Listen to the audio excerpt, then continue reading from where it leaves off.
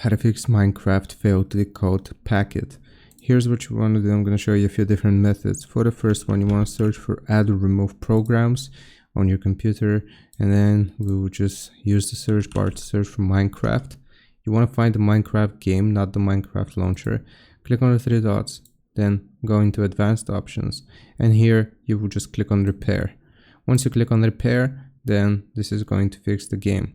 If it still doesn't work, the second thing that I suggest doing is opening up your computer searching for CMD, command prompt, right click, run as administrator. You want to click on yes, and right here what we're going to type is ipconfig /flush DNS, and you want to press on enter. This is going to reset the network settings. If you have any issues, it's going to correct them.